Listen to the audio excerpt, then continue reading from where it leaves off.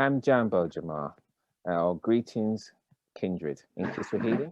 My name is Ndugu Imani, that's Brother Imani. I'm a member of the Pan-African Congress movement, and we are very welcomed and honored to have Mzee Ashra Kwesi here for us at the Pan-African Congress Movement's Africa Liberation Day, Pan-Africanism, building for the 22nd century. Mzee Ashra Kwesi is a known historian, author, and teacher and lecturer with his wife, and they both take many Africans on many tours around Africa, particularly in Kemet, and he's known authority on ancient Kemet, ancient religions and culture, and their connections to the major world religions and how they owe a debt to the African origins. But now we're going to have a kind of like interview with Mzee Ashra Kwesi as his contribution to Africa Liberation Day. So first of all, welcome Mzee Ashra Kwesi. Hotep, peace, my brother. Sijambo. Asante sana, asante sana. So first thing I would like to ask is that we've had a long history and connection with you, the Pan-African Congress movement and yourself. So please tell us a little bit about your connection with us and how we've supported your work and how you and we know you've supported us. So a little bit of your recollections about that and about Africa Liberation Day over the years. Yes, well, first of all, it was a great honor over the years to be a part of the African Liberation Day for the Pan-African Congress movement. And I want to give thanks to Brother Beanie, and may he stay in the spirit of Senejib, health and stability, and Brother Al, and also Brother Pepakai, who are the brothers who were involved in bringing me in. And my experience coming to London is definitely a memorable experience that my wife and I talk about on many occasions. In fact, when we have come over, they brought in both of us so they can have not only an African man's point of view, an African woman's point of view, as I refer to her as my netter hemp and I her netter hedge, meaning divine husband and divine wife. So it's been a great experience, and traveling from city to city and making sure that not just one place, not just in London, but also making sure that it was in Birmingham and Manchester and other places in England that we have traveled. So it was a great experience over the years for these communiversities, as I would like to call, as Bobby Wright would call it, communiversity, who started that term, a communiversity, by having African lectures and educating our people in Pan-Africanism and our history and culture and African spirituality. So it's been a great honor to be a part of that over the years, and the brothers and sisters who saw fit that my information would be a part of the African Liberation Day. Yes, my experience of traveling throughout London, and all the brothers and sisters who were very well informed and knew about the information that even before we came. So, you know, it's a great experience. So the Pan-African Congress is definitely a part of our memorable experience that will always be with my wife and I traveling there. Mm-hmm. Okay, beautiful. Asante sana, asante sana. And you know, it's been an honor to get to know you and know of you through the Pan-African Congress as a member for many years. But you know, knowing that your contribution has always been there and been valued by many of our people across the country, as you say. Now, just to take it a little bit further, to ask in your thoughts. So, as a known historian and author about our ancient cultures and history, how do you see Pan-Africanism and its link to our ancient history and culture? Is there a connection there, and is it something that is building upon what has gone in the past? Right. Well, we have to look at Pan-Africanism. Pan-Africanism, all Africa. I know it's hard for many of us to think about. At one time, the whole planet was all African. The first people who came up out of Africa, out of that Kui land, that spirit land, the Great Lakes region that our ancestors always referred to it as Dr. Ben, peace be upon him, my teacher, who've always quoted the Papas of Hunefer, that we came from the beginning of the Nile, where God happy dwells at the foothill of the mountain of the moon, that being Kilimanjaro and Rwenzori. And there you can see through anthropology, we see that right there in that area is where we see the earliest start of early humanity, early Africans, first Africans, who came down that 4,000, approximately 200 miles of the fallopian tube. We're talking about the fallopian tube of Happy. Happy is now referred to as a now today, and migrated out all over the planet Earth. So that's all Africa. That's Pan-Africanism. That's when we spread Africa all over the world. We can see once we study those early spiritual concepts that our ancestors had and came about the Great Lakes region, reaching the zenith right there in the land of Kemet, where we see in the books in stone documented as the little Twa, okay, known as the derogatory name Pygmy, but in Kemet he's called Bess, and showing those early people. And when you go to areas in different parts of the world, we can still see these little people that I equally have witnessed when I was in Japan. And you see the Ainu people, and also we see in Papua New Guinea, and also in Mindanao, you see the little Twa. So here, at one time, the whole planet was an African planet at one time. So we see that this is what Pan-African is. This is Pan-African. This is the culture and the spirituality that our ancestors spread throughout the world. And it's through studying that ancient African spirituality, we can see it. We can see it in the signs and the symbols that a European wrote in his book, what's his name? Albert Churchward, Signs and Symbols of Primordial Man. And this is the importance of us knowing our ancestral history. We can see it all the time. We can see it today in front of us, right there in London where you are. There you see the Great Tekenu, okay? Right down the street from what they refer to as the Big Ben. And that's the Tekenu of Ben Keperatu Mays. Africa speaks to us all the time. There they got a statue right down the street from the Big Ben of Ben Keperatu Mays, right next to that Tekenu that they took from Africa, stole from Africa.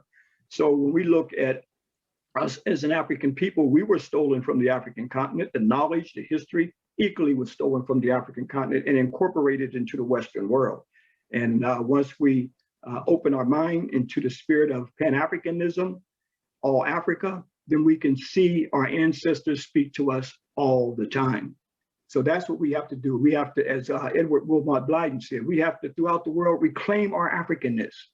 And this is the importance of the Pan-African Congress that have educated so many brothers and sisters, thousands of brothers and sisters around the world, and having these communiversities and talking about and communicating and having lectures on African history, African spirituality, and so many areas. This is so important that we need, just like we go into the European schools. We go from one class to another class to another class to another class to be indoctrinated into white supremacy education for the deification of Europeans. So this is the importance of Pan-Africanism. Santi Sana MZ. That is beautiful, and thank you for that wisdom.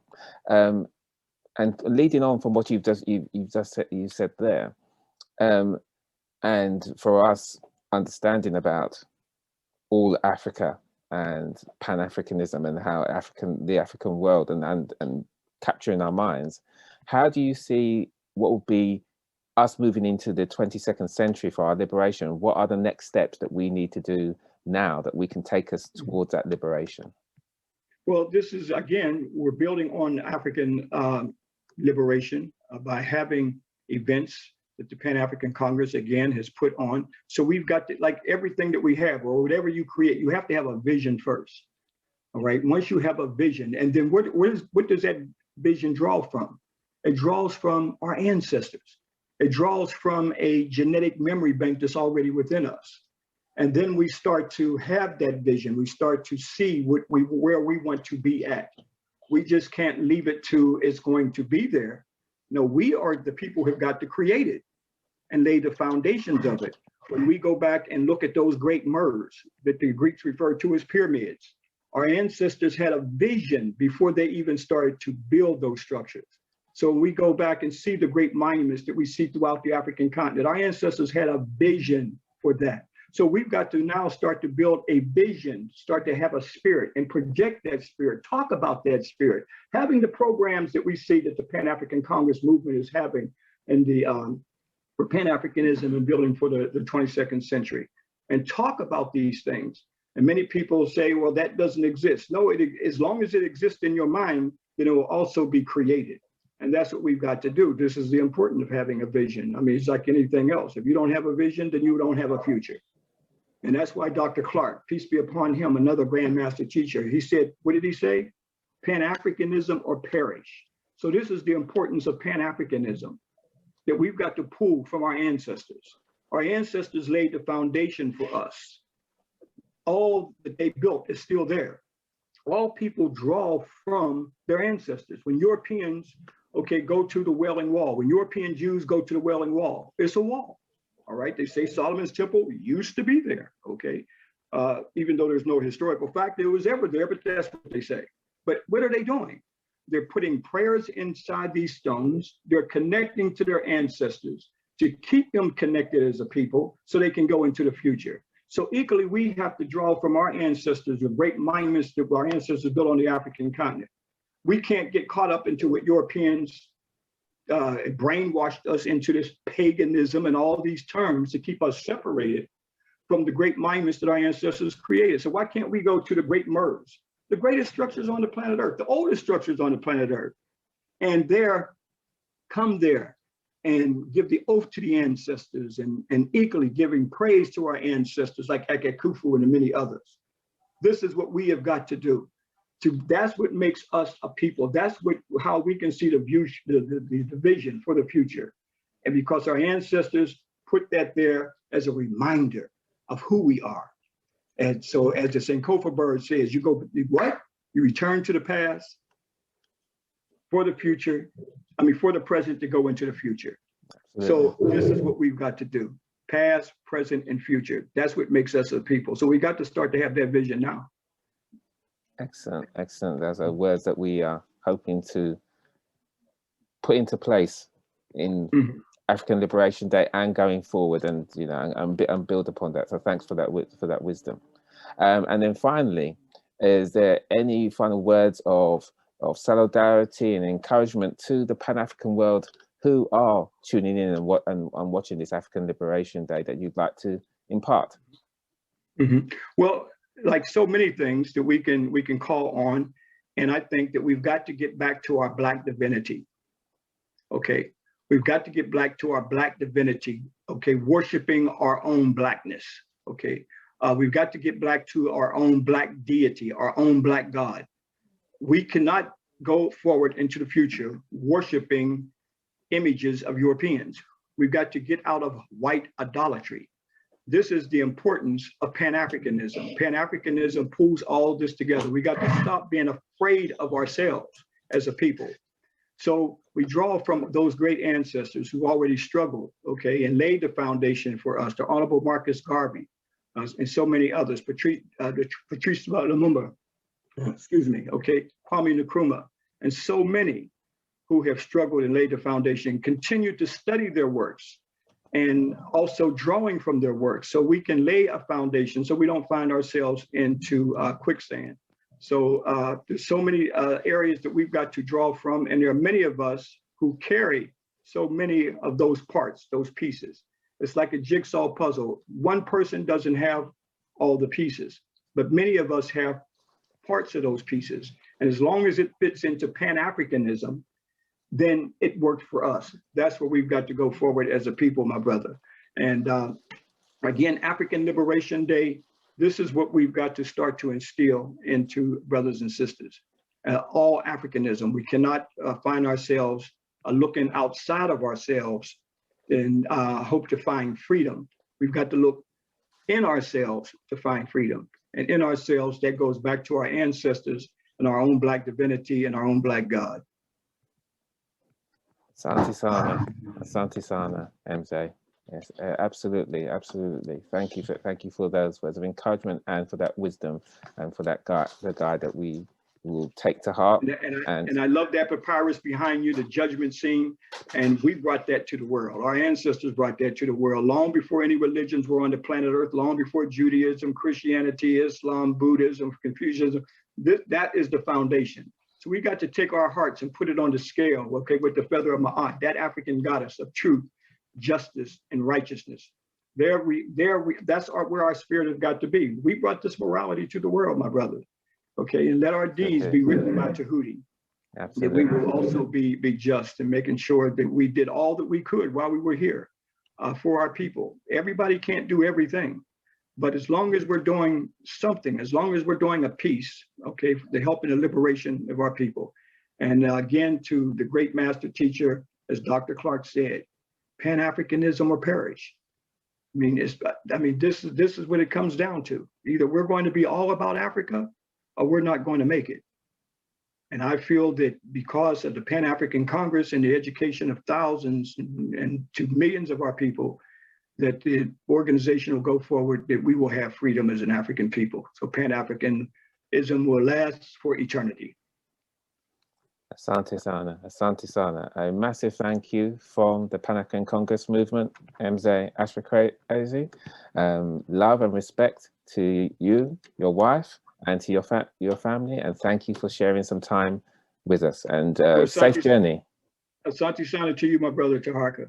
Good meeting you on the Zoom, and we need young warriors like you to keep up this technology to help to educate, to liberate. Asante Sana, Asante Sana. Okay. So we'll until we see you next time. And again, thanks very much. Okay. Kwaheri. Kwaheri, my brother. Watch out.